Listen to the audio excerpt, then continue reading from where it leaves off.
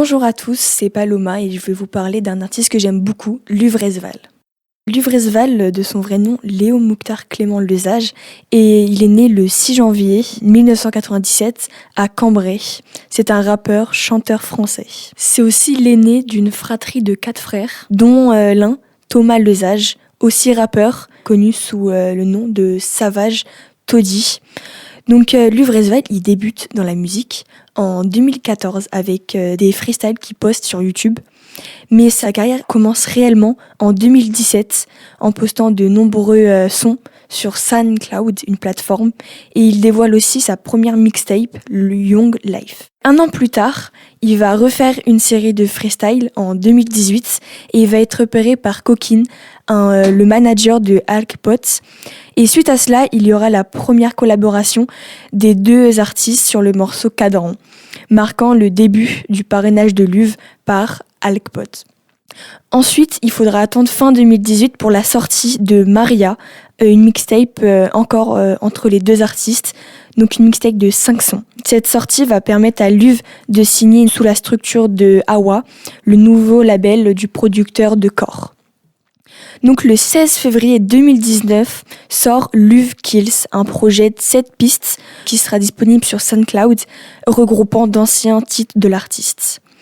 Entre 2020 et 2021, Luvresval il va enchaîner des collabs comme avec Diditrix, Calbalero, Jinjas ou même Zephyr, et il va dévoiler quelques inédits tels que Smith, Wilson ou même le titre Tout s'en va qui a cumulé plus de 8,1 millions de vues. Il faudra aussi attendre le 4 juin 2021 pour que Luvresval va annoncer son premier album, Étoile Noire. Donc cet album, il va rassembler 20 titres et 7 collabs avec les rappeurs Jossman, Zephyr, Alkpot, Luigi Pekka, Savage Toddy, son frère, Chili et Ronio Block. Cet album, il va connaître un énorme succès avec 12 812 ventes la première semaine.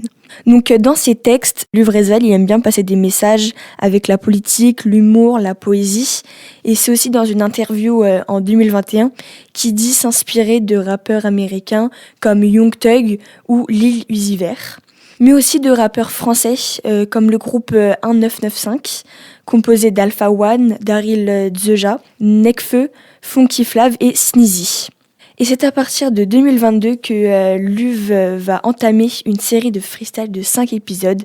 Et à travers le 6e épisode, ZLM, il va annoncer la réédition de son premier album le 25 mars, qui s'intitulera Étoile Noire 2.0, avec 15 morceaux inédits, dont des feats avec Kobalade, Dinos et Holly Evans, son ancienne copine. Cette réédition va permettre à cet album d'être certifié disque d'or le 1er avril 2022. Et en septembre 2022, dans la même année, Luvresval va annoncer la sortie future de son album Mustafar. Mais malheureusement, il ne pourra pas terminer la production de l'album car il va décéder à l'âge de 25 ans dans sa ville où il a grandi, Mency, un mois après le début de son projet, dans la nuit du 21 octobre 2022, à la suite d'une grave crise d'asthme dont il souffrait depuis la naissance. Sa famille, pour souhaiter lui rendre hommage, vont finaliser le projet et du coup l'album posthume va finalement sortir le 19 mai 2023, 7 mois après sa mort. Sa mort a donc été annoncée au public sur son compte Instagram par ses proches et sa ville, Mency, va lui rendre hommage en baptisant un square à son nom. Bonjour à tous, c'est Paloma et je vais vous parler d'un artiste que j'aime beaucoup, Luvresval. Luvresval, de son vrai nom, Léo Mouktar Clément Lesage, et il est né le 6 janvier 1997 à Cambrai. C'est un rappeur, chanteur français. C'est aussi l'aîné d'une fratrie de 4 frères, dont l'un, Thomas Lesage, aussi rappeur, connu sous le nom de Savage Toddy. Donc Luvresval, il débute dans la musique en 2014 avec des freestyles qu'il poste sur YouTube. Mais sa carrière commence réellement en 2017 en postant de nombreux sons sur SoundCloud, une plateforme, et il dévoile aussi sa première mixtape, le Young Life. Un an plus tard, il va refaire une série de freestyle en 2018 et il va être repéré par Coquine, le manager de Alk Potts. Et suite à cela, il y aura la première collaboration des deux artistes sur le morceau Cadran, marquant le début du parrainage de Luv par Alk Potts. Ensuite, il faudra attendre fin 2018 pour la sortie de Maria, une mixtape encore entre les deux artistes, donc une mixtape de 5 sons. Cette sortie va permettre à Luv de signer sous la structure de Awa, le nouveau label du producteur de Core. Donc le 16 février 2019 sort Luv Kills, un projet de 7 pistes qui sera disponible sur SoundCloud, regroupant d'anciens titres de l'artiste.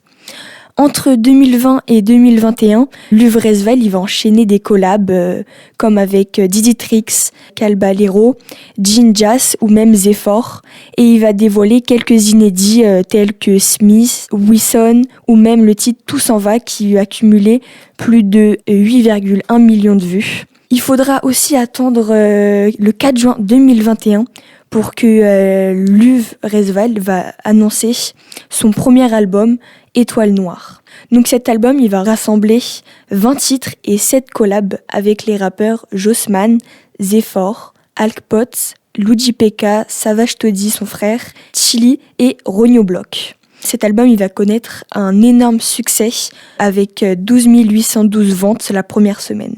Donc dans ses textes, Luv Resval il aime bien passer des messages avec la politique, l'humour, la poésie.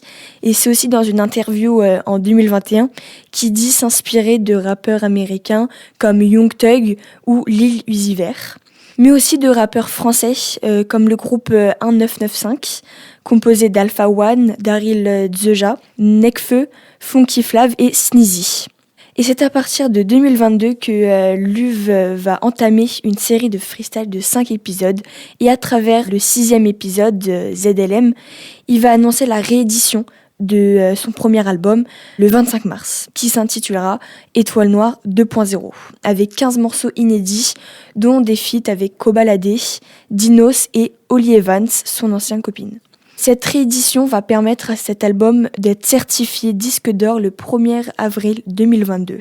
Et en septembre 2022, dans la même année, Luv Resval va annoncer la sortie future de son album Mustafar.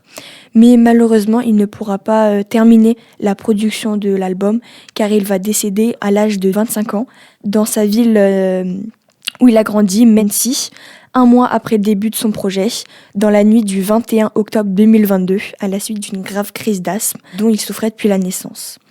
Sa famille, pour souhaiter lui rendre hommage, vont finaliser le projet et du coup l'album posthume va finalement sortir le 19 mai 2023, 7 mois après sa mort. Sa mort a donc été annoncée au public sur son compte Instagram par ses proches et sa ville, Mency, va lui rendre hommage en baptisant un square à son nom.